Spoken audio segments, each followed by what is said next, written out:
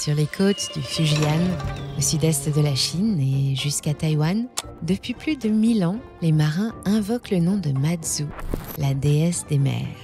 C'est elle qui apaise les tempêtes, qui protège ceux qui défient les océans et qui guide les navires à bon port.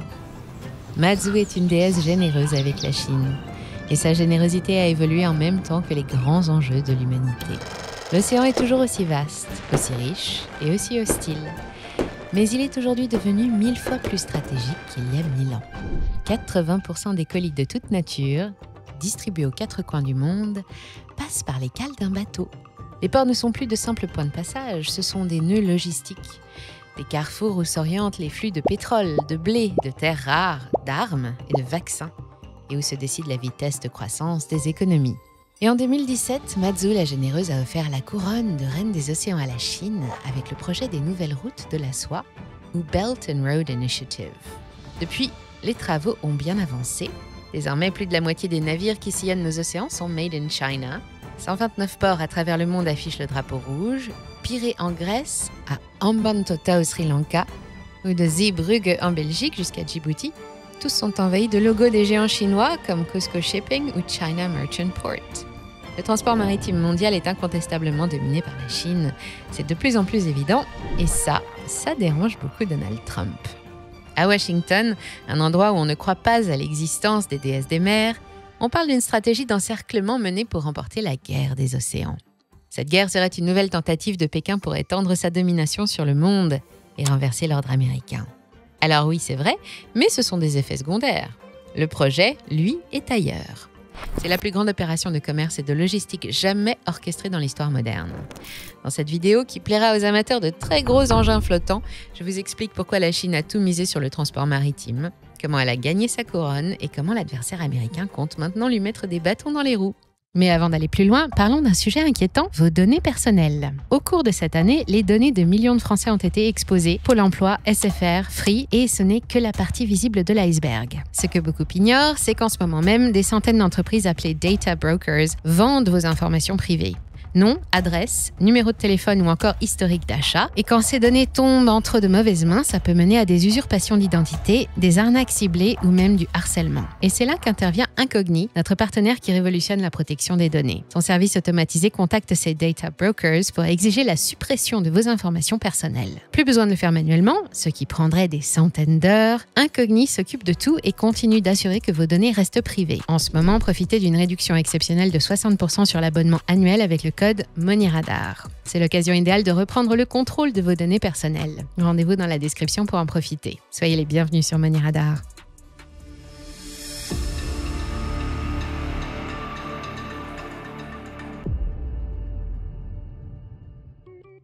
Si vous ne savez toujours pas comment ouvrir le bal de votre mariage, je vous propose un titre entraînant importé franco de douane depuis le Laos. Je vous garantis qu'on parlera de votre soirée pendant longtemps. Ça s'appelle One Belt, ça a été écrit pour rassembler autour du projet des nouvelles routes de la soie, ou en anglais Belt and Road Initiative ou encore BRI. Et ce n'est pas la seule chanson dédiée au gigantesque projet logistique chinois, diffusé sur les réseaux officiels et validé par Pékin. En voilà une autre. Celle-ci, c'est plutôt pour aller chiller en regardant un chouette coucher de soleil. Les nouvelles routes de la soie, c'est le projet de Xi Jinping qu'il a lancé en 2017. Construire des infrastructures ou contrôler celles déjà existantes sur toute une ligne qui part d'ici et relie la Chine aux 4 coins du monde, y compris l'Amérique du Sud, des routes terrestres, des voies de chemin de fer et surtout des voies maritimes. Pourquoi la mer ? Parce que même le plus petit des porte-containers déplace à lui tout seul l'équivalent de 1000 camions poids lourds. Pour le plus gros, c'est près de 24 000. Et parce que le fret maritime fait circuler 80% des denrées échangées dans le monde. Depuis 2017, Pékin a décidé de se construire son propre circuit de distribution, sa voie réservée pour écouler ses marchandises et vendre en direct du producteur au consommateur. Et les travaux avancent vite. Que fait la Chine exactement ? Elle rencontre les chefs d'État des pays situés sur le trajet de la BRI.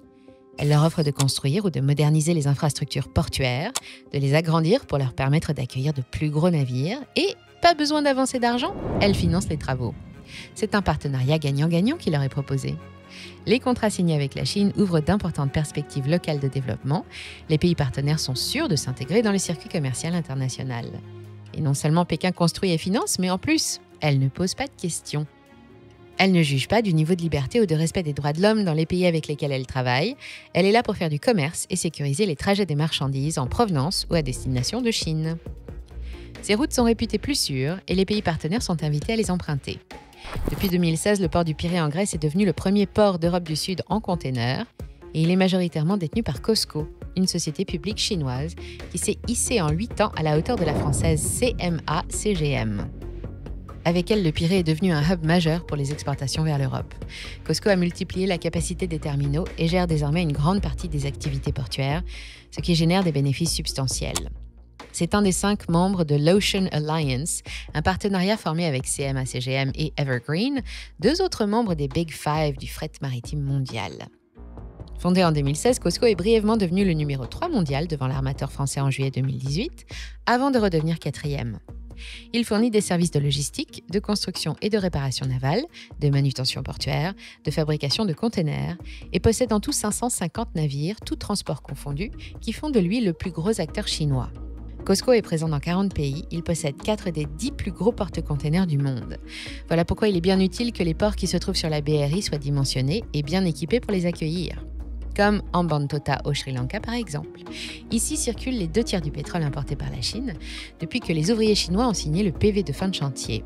Le gigantesque port de Chancay au Pérou devrait pouvoir relier la Chine à l'Amérique du Sud, où des projets d'infrastructure de la BRI attendent en Argentine, en Bolivie et au Chili, là où se trouvent d'importantes réserves naturelles de lithium.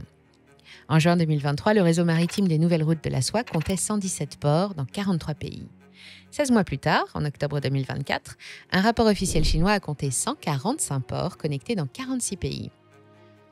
Et 8 ans après le lancement du projet, 41% du trafic des 100 plus grands ports du monde sont déjà gérés par la Chine. L'opération est un franc succès et ce n'est pas fini. 80 nouveaux projets sont en cours au moment où je vous parle. À terme, la BRI sera constituée d'un réseau de 250 ports, reliés en direct sous la surveillance des Chinois. Et tout le monde n'y voit pas que du bon. D'abord, pour Donald Trump, pas de doute, c'est une stratégie spécialement développée par Pékin pour prendre le contrôle total des routes maritimes et encercler les pays qui ne font pas partie du réseau. La guerre des océans avec la reine chinoise qui use de son pouvoir maritime comme levier géopolitique.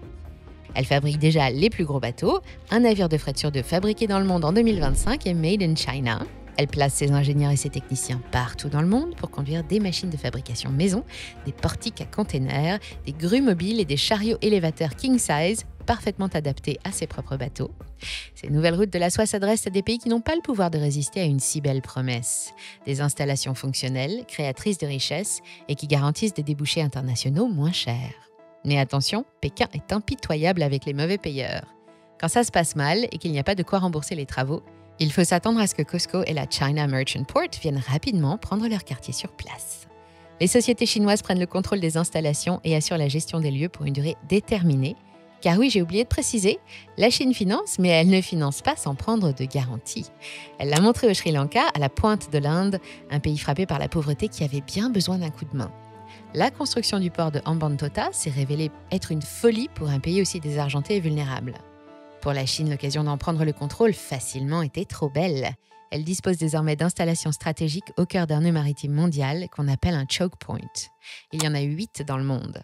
Ce sont ces carrefours étroits par lesquels transitent 90% des marchandises transportées par bateau et tous sont sous étroite surveillance des superpuissances commerciales qui dépendent de leur bon fonctionnement. L'ambiance y est souvent tendue et le moindre grain de sable qui viendrait couper la circulation peut provoquer une catastrophe logistique mondiale. Le détroit de Malacca, situé entre la Malaisie, Singapour et l'Indonésie, en est un, et c'est la seule sortie pour la Chine vers l'océan Indien. Le projet de Gwadar au Pakistan devrait permettre d'ouvrir une deuxième voie aux bateaux chinois. C'est une pièce clé dans le projet de la BRI, des installations titanesques gérées depuis 10 ans déjà par une entreprise publique chinoise et une coopération sino-pakistanaise, qui va aussi permettre de stabiliser la situation dans le secteur. Les objectifs sont plus ou moins les mêmes avec le port de Djibouti. Pékin s'assure le passage du détroit de Bab el-Mandeb et une voie libre pour rejoindre le Pirée par le canal de Suez, autre choke point. En 2017, ces installations ont été complétées par une base militaire, la seule située hors de Chine, et une de plus sur le petit territoire de Djibouti, qui en comptait déjà 6 de 6 nationalités différentes. Le pays place ses pions partout jusqu'au canal de Panama, des installations au plus proche des points stratégiques, mais pas seulement. Rotterdam, Anvers, Hambourg, Pékin propose et étudie toutes les réponses. En France, si vous vous promenez sur les quais du port du Havre, de Marseille ou de Saint-Nazaire, ne soyez pas surpris de croiser les 3 lettres CMP un peu partout. De l'autre côté de l'Atlantique, les spécialistes de la Maison-Blanche y voient une attitude clairement hostile. La manœuvre chinoise est une menace pour la sécurité et l'économie des États-Unis. Pékin peut désormais contrôler des points stratégiques et potentiellement bloquer les voies commerciales américaines en cas de conflit. Pour l'en empêcher, Donald Trump veut renforcer la présence militaire américaine autour des choke points, en particulier du détroit de Malacca et du canal de Suez, et il encourage ses compatriotes à investir massivement dans des structures portuaires concurrentes. Autant vous dire que la température est encore montée d'un cran dans ces régions. Et on peut ne pas être d'accord avec lui, surtout quand on prend un peu de recul. Derrière l'image belliqueuse d'une guerre des océans menée à coups de conquête de places fortes maritimes se cache une énorme machine commerciale et un bel exemple de l'efficacité à la chinoise. Montesquieu a développé une réflexion célèbre sur le commerce et la paix dans son ouvrage « De l'esprit des lois » en 1748. Il avance que le commerce favorise la paix entre les nations parce qu'il crée une interdépendance économique. Deux pays qui commercent ensemble en tirent un intérêt mutuel qui les dissuade de se faire la guerre. Selon lui, l'effet naturel du commerce est de porter la paix, car l'échange économique repose sur un consentement volontaire et pas sur la violence. Mais Montesquieu nuance l'idée en expliquant que si le commerce favorise la paix entre les nations, il ne transforme pas nécessairement les mœurs, car les commerçants agissent surtout par intérêt personnel, pas par vertu ou bienveillance. Ainsi agit la Chine. Pour favoriser ses propres intérêts, elle s'est construit son propre réseau de terminaux un peu partout dans le monde, indispensable pour assurer le bon transit des productions chinoises à travers l'Europe et l'Afrique en toute sécurité. Un boulot qu'elle tient absolument à faire elle-même. Détenir les ports, c'est ajouter un maillon de plus à sa chaîne logistique qu'elle veut maîtriser de A à Z. Ce faisant, elle gagne du temps et facilite les affaires des entreprises chinoises. Ce que Donald Trump identifie comme une manœuvre de guerre cacherait plutôt une opération tactique gigantesque destinée à faciliter la vie des champions nationaux chinois. De quoi gagner encore plus de parts de marché et concurrencer plus âprement les géants du secteur. Actuellement, Costco, c'est seulement 10% du fret maritime, c'est loin derrière Maersk, 14%, ou le champion suisse MSC, et c'est 21%. Il a donc de la marge. Voilà donc le premier bénéficiaire de la BRI, avec, derrière, toutes les entreprises chinoises qui vendent plus vite et livrent leurs clients pour moins cher. C'est du commerce, oui, et c'est puissant. Heureusement, comme le dit Montesquieu, l'effet du commerce est de porter à la paix, et ça aussi, la Chine l'a bien compris. Et pendant que Washington crie à la guerre, Pékin continue tranquillement de tisser sa toile, port après port, container après container, la Chine redessine les routes du commerce mondial. La vraie question n'est pas de savoir si c'est une guerre, mais si nous sommes déjà en train de la perdre. Comme toujours, j'attends que vous me racontiez tout ce que vous pensez de tout ça dans les commentaires. Et si cette vidéo vous a plu, n'oubliez pas le like. Nous ne sommes pas financés par la Chine, ni même par la France. Alors si vous avez envie de nous aider, c'est facile et gratuit. Abonnez-vous. Et n'oubliez pas, pour protéger vos données personnelles contre les fuites et les reventes d'informations, pensez à Incogni. Son service automatisé nettoie et protège vos informations privées des data brokers. Profitez de 60% de réduction avec le code MoneyRadar. Le lien est aussi en description. Merci à toutes et à tous pour votre fidélité. Prenez soin de vous et je vous dis à très vite.